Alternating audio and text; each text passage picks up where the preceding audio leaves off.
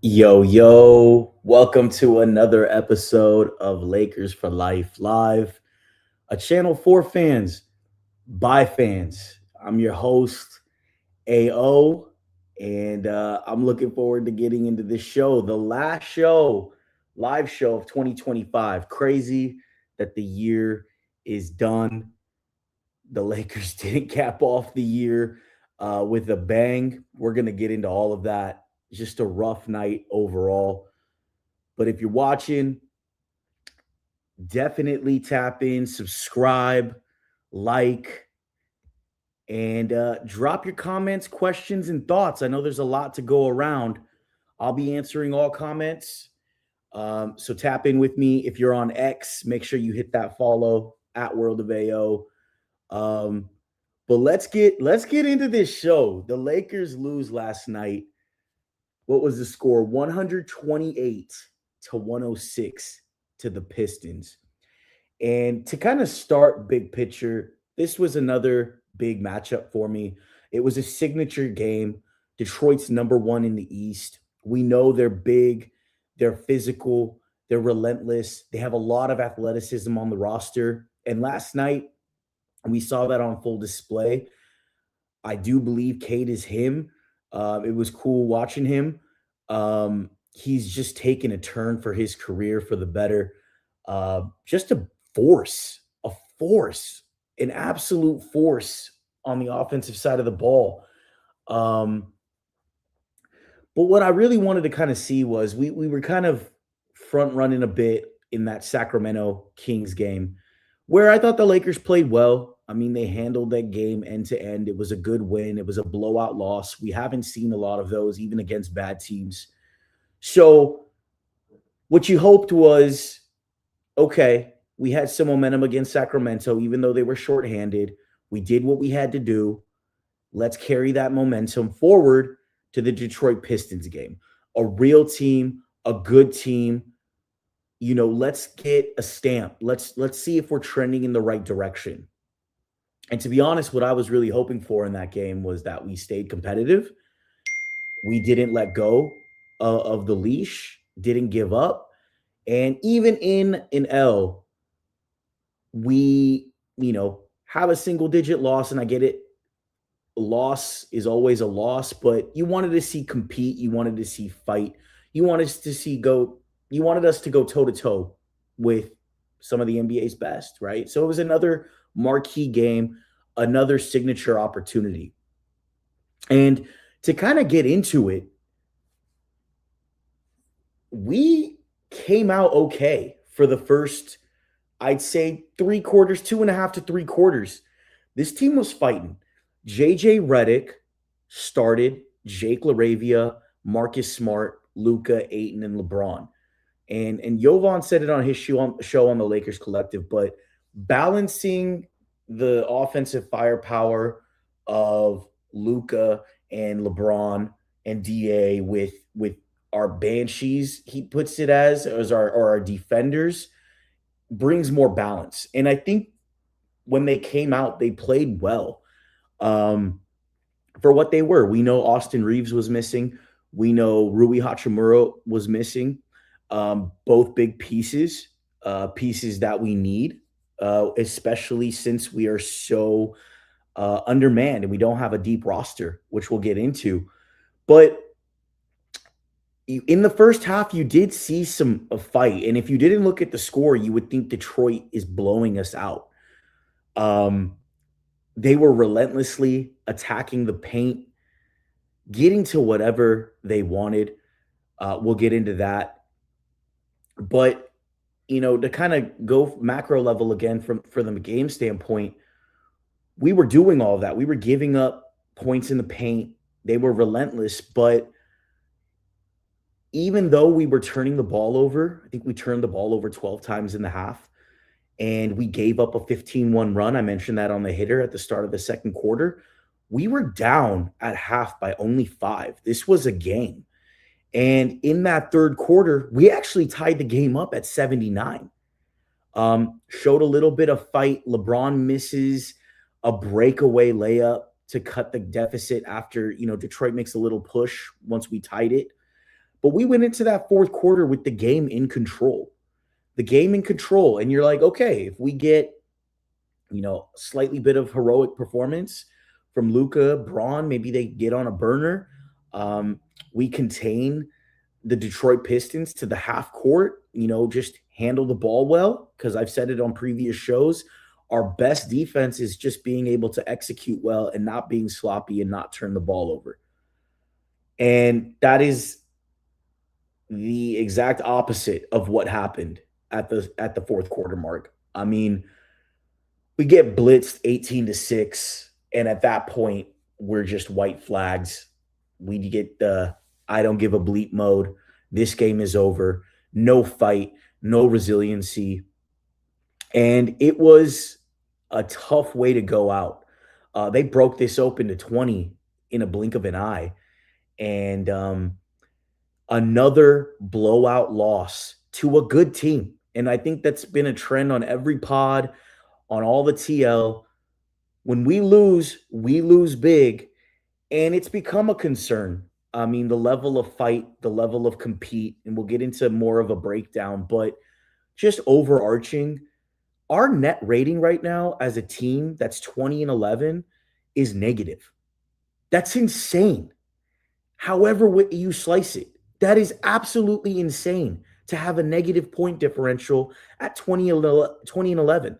We're 7-8 against teams over 500. And we've seen it. We just don't perform and we can't last against teams that are the top in the NBA right now.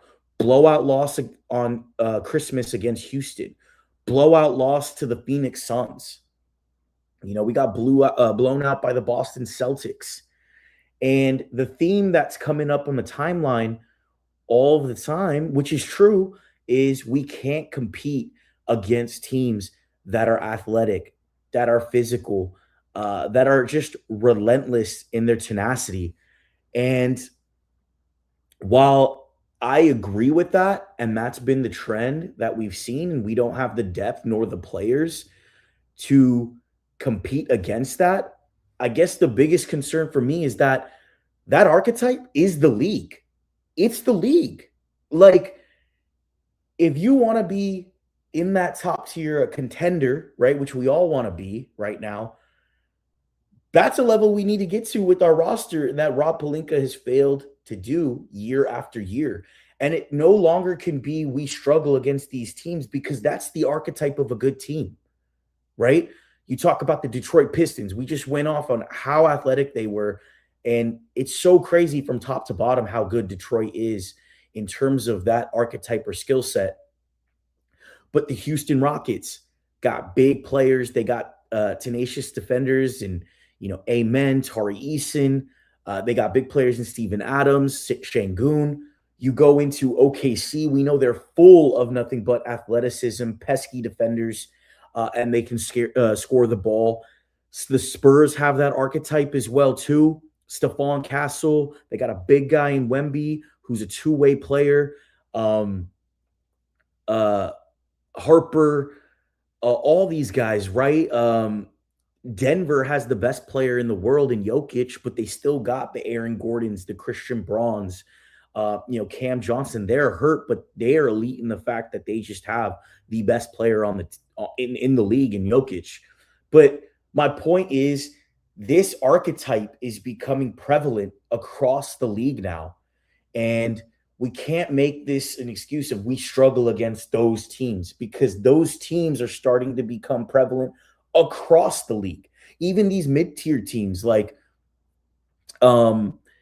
Phoenix, right? We've seen that. Boston has Jaylen Brown, Tatum, Derek White, right?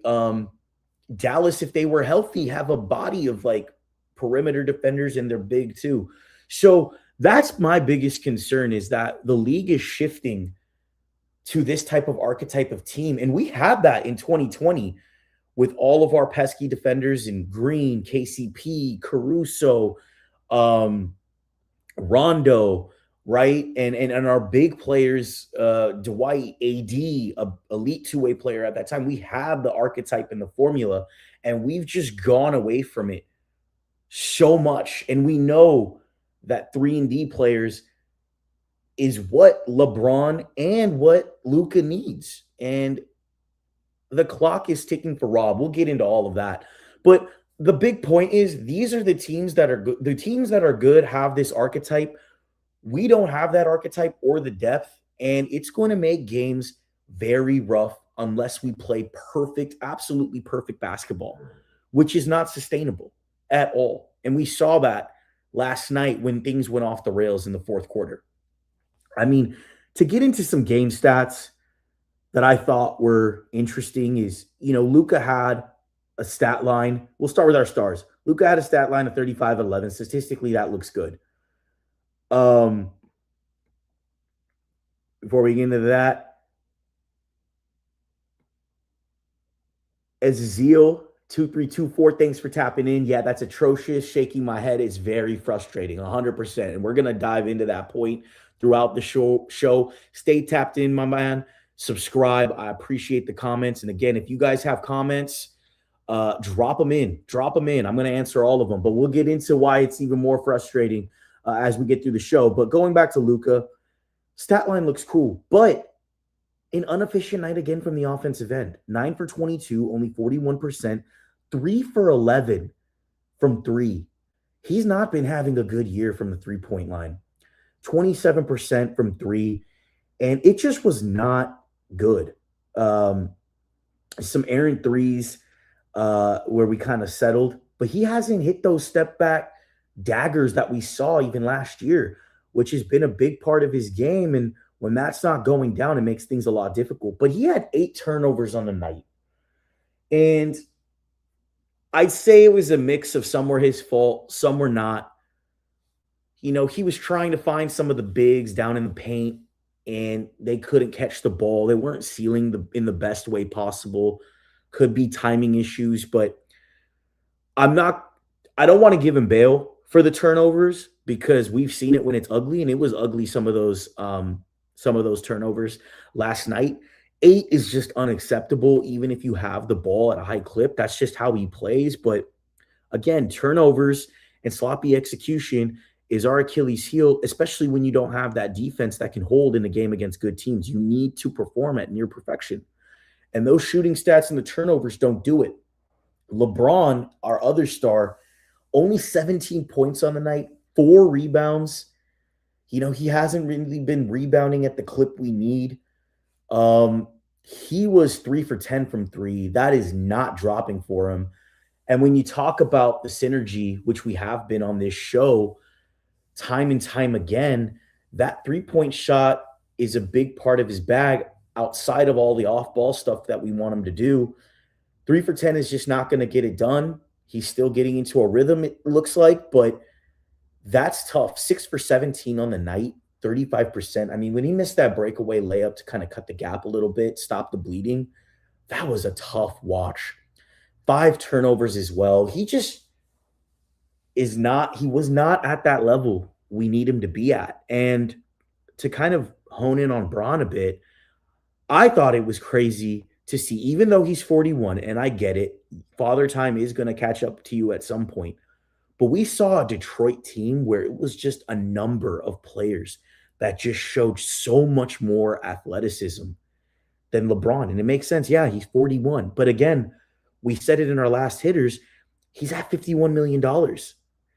And with that salary comes expectations. And I don't think the expectations are aligned and are fair at this point. But you're making the money where those expectations are merited. I mean, the athleticism has fallen off a cliff. He's not rebounding at the rate we need him to. And the question bodes, and there's a whole on my TikTok right now, at Lakers for Lifers, there's a whole war going down on just LeBron. There's a whole thread underneath my hitter of just LeBron. And it's telling. It's been frustrating. I'm at a point where I think if he's capable of doing the intangibles, playing defense, rebounding at a high level, being that off-ball scorer that we need when we know we're transitioning to a Luka-centric offense, I think our ceiling does raise if he can do those things. But the question becomes, Can he really do those things? We know he can't do it on a consistent basis across an 82 game season, but is it going to be a ramp up back in February where we're kind of doing a sprint to win games at the end of the year? Because we need it right now, especially with AR out for 4 to 6 weeks. And he's that much more important. And I get that puts more stress on your stars, but that's just the nature of this team right now for us to stay afloat. There's no other way around that, right? So, what we need and whether it's fair is a big debate. I do think that he has a gear. It may not be near peak levels of what we've seen it at, but I do think there's another gear there that we're just not seeing right now. And I don't know if it's a disconnect with Luka because they don't look like they're on the same page. You take the PR and the post game pressers after the fact, and it's just they don't have that synergy. It seems, and maybe we're wrong, and they do. Behind closed doors, everything is all good, but it does not translate to the court. And I thought LeBron was pacing for a decent game, but that second half was just atrocious. And it sucks to see this because we're so used to him performing at a high level for such a long career. And to see this drop off is tough, especially when we need him the most right now. And I thought that was tough to watch last night, seeing just so many younger players just being more of an athlete than him. I mean, if we round out the roster, Laravia and Smart had 7 steals between the two of them. Laravia had a block too. I do think Laravia is someone that should be considered in that starting lineup moving forward.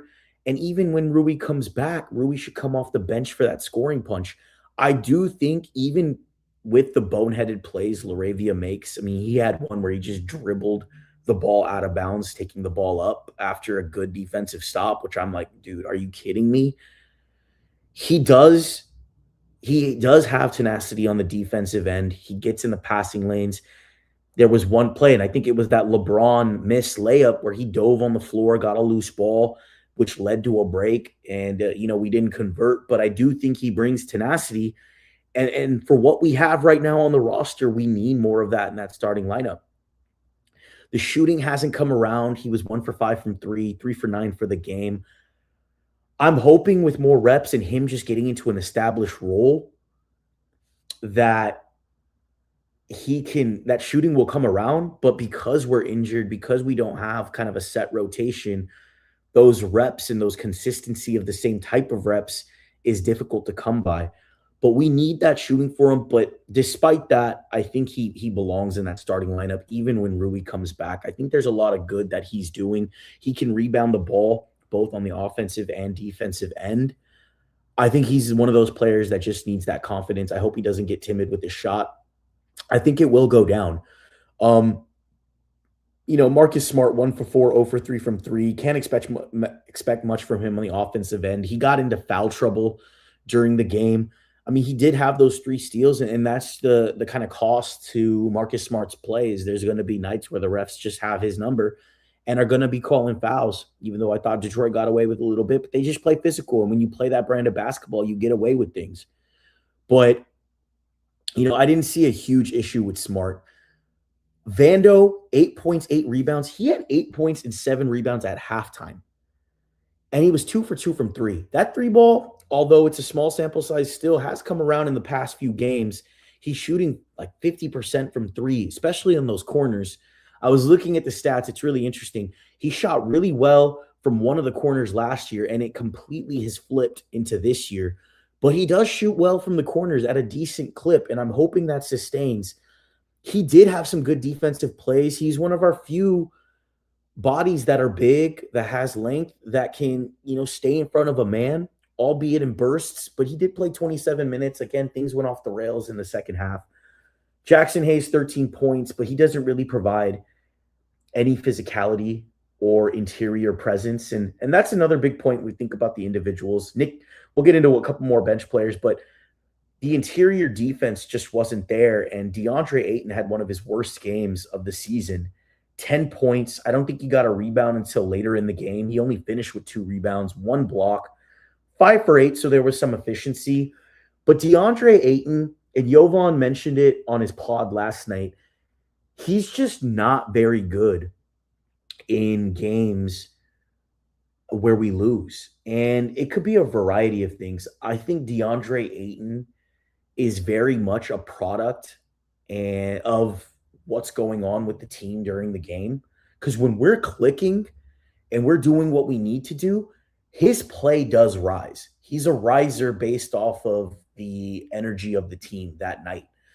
And while he hasn't been good in the losses, which Jovan pointed out, he did have that game, that San Antonio game where Wemby was playing, where I thought, like Jovan, he outplayed Wemby.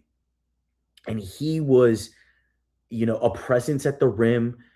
He was finishing shots and very much a result of an energy of the team. And I don't know if using him as just purely of a release valve, he's there on the roll, makes sense. We've said it again on other hitters as well too, that I think we need to utilize DeAndre Ayton more and involve him more in the offense. And you can do it with actions with Luka, actions with LeBron, actions when AR is back. But I do think when he's involved, he's getting gimmies. We know he can finish pretty efficiently around the rim and even kind of in that short roll midi pretty well.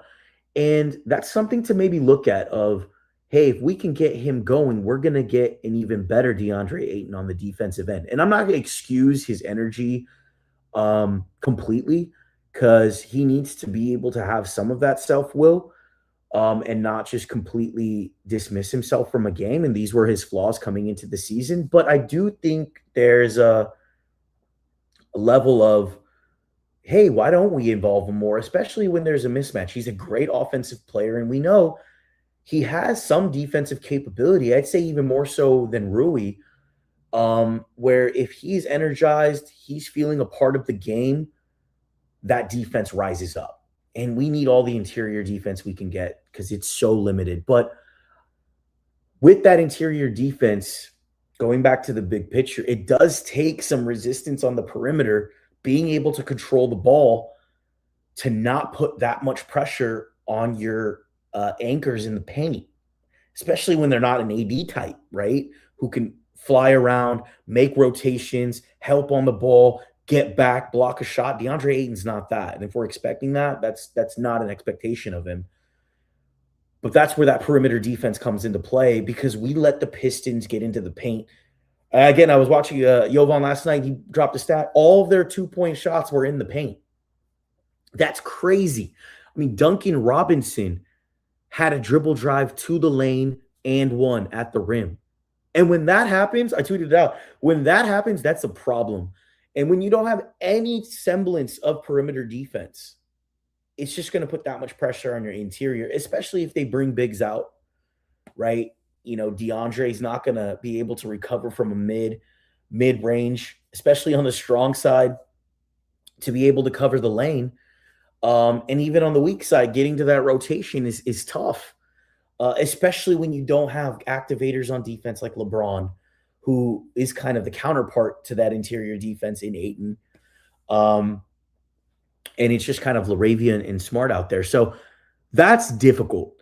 But I thought he didn't have a good game. And it is concerning, but I do think involving him and letting him do his thing, getting him touches.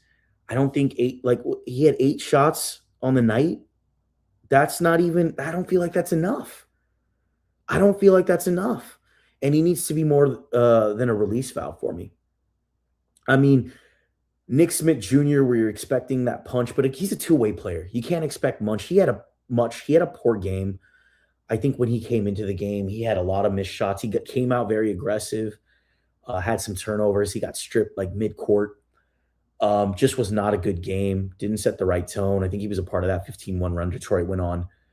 But you can't. What can you expect from a two-way player in Nick Smith Jr.? And he's not even really a two-way player, meaning he plays both offense and defense. He's a burner, and it didn't happen that night.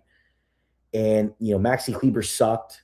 That dude is he can't play in these games again with these stronger, physical, more athletic players, which we're seeing is prevalent throughout the league. And Connect had some garbage minutes, but we know he can score in garbage time, but not when it counts.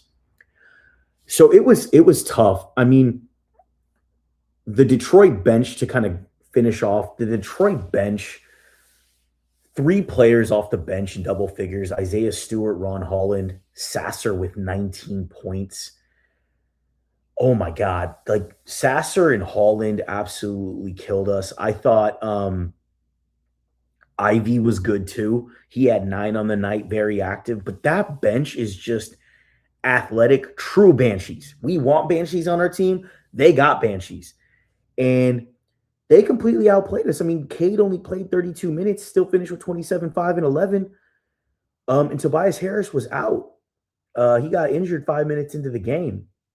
But they have just so much athleticism on that roster, and their relentless paint attack and just their overall defense was too much to handle. And it's going to take multiple moves to even get close to competing to this team. That's kind of the game breakdown. I think there's a lot to unpack from that, but what it really gets into is two things. The first thing was JJ's post-game presser. And I thought the most concerning thing was that he stated that we have no identity right now. He doesn't know what our DNA is. Our coach, our head coach doesn't know our DNA, what it could be. We don't have an identity. Although we've seen it, we got to be an elite offensive team. And we are in the half court, but we have offensive, I'd say, capability that has been untapped or hasn't been unlocked with LeBron and Luka, and even that synergy when Austin Reeves is playing. We know, Rui isn't maybe the best as a starter, but we can maximize his potential and his effective shooting off the bench. But, it seemed like he was just kind of making an excuse. He said, usually like a guy like Phil Jackson told him, you know what an identity is by Christmas or Thanksgiving or some of those dates, and he's just nowhere near identifying that. And we had more of an identity late January last season. But I thought it was just concerning. I think he's running out of I think he's just kind of already plateaued. And you can say it's our roster and the injuries. That definitely plays a part, but I'm not sure how much control he has over this team, or does his vision really mean having a perfect roster, right? Versus just getting these guys to compete and not punt games. I mean, we can say Austin Reeves was injured last night, but we were competing in the game for 3 quarters. So Austin wasn't there at that time. We just gave it away in a very, very terrible fourth quarter. Luka and LeBron are still there. And it wasn't like we got blown out early. And we kind of withstood a lot of these Detroit runs. So I thought that was concerning. I've put JJ under a microscope for quite some time. I'm not sure if he's cut out for this type of job. And that's rough. That's rough. And we'll see. We'll see what happens. I mean, he said Nick Smith Jr. is going to be more part of the rotation. That was his biggest kind of change outside of staggering Luka and LeBron a little bit more. But, Nick Smith Jr., you never know what you're going to get on the night tonight. It's great when he scores points, and it's a big lift. It's a boost. But there's a reason why he's a two-way player and not a standard contract in the NBA. So having that expectation on Nick Smith Jr. just doesn't make sense. But I thought, those comments in itself, it's not enough. And that takes me to kind of like the final point. And again, if you guys have comments, definitely drop them in, some thoughts. I'll answer them in the show. But this roster not only has gaps, but I'm at a point now with how injured we are. It almost seems like it's something we're going to have to live with. It can't be an excuse. I don't think the injuries are going to necessarily stop. It's one of those years. But I'm also at a point where it's like, I don't think this can be a gap year. You need to compete. You need to put a product together that can compete against good teams on a night to night basis. And you might get some losses, but you're in these games and you're setting a foundation for the future. These piecemeal years where we're just kind of putting a roster together, disbanding it, putting a brand new roster together, no continuity, like it's tough. It's tough. And, outside of just the LeBron and Luca disconnect, which I think is still prevalent, I can't quite put a finger on what it is just yet, but something's not right there. Rob has his work cut out for him because we can't grow through these 4 weeks while AR is out, especially with the tough back half of January with the roster we have today. Rui might come back, but he's not going to give you the physicality, the athleticism, the defense, right? We know it'll be a little bit more scoring, but on nights where Austin or Luca and LeBron don't have it, we're not even an elite offensive team. We're not. We're not like a solidified top 5 offensive team in the league, which makes it very tough and puts that much more pressure on your stars. But we do see with the LaRavias, with the Smarts, that if there are defensive players, we get to some balance. We can compete. Now it's a matter of, can we bring a two-way player that we can truly depend on to knock down shots, make plays at the rim, and provide that defense that we're seeing from LaRavia and Smart. I think it's still a huge, huge deficiency because we have no true 3-and-D players on this roster.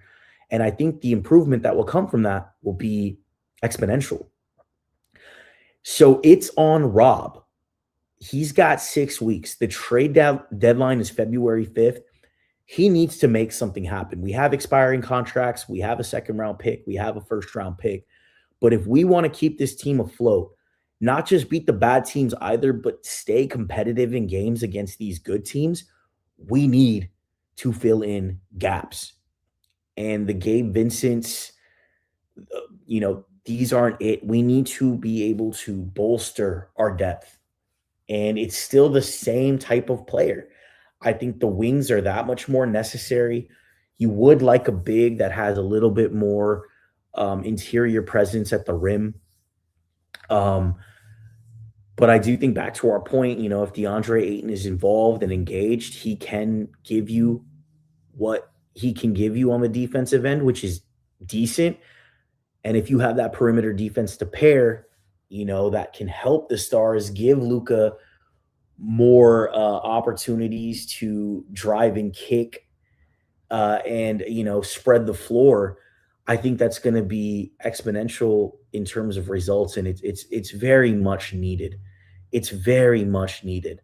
And I really hope Rob can pull it off. I know he got that extension at the beginning of the season. I don't think he deserved it. I mean, yeah, he brought Luka, but he's also mismanaged a bunch of the Laker assets. Let Caruso go. Christie was part of that Luka deal, but he was our last of a 3-and-D type of archetype.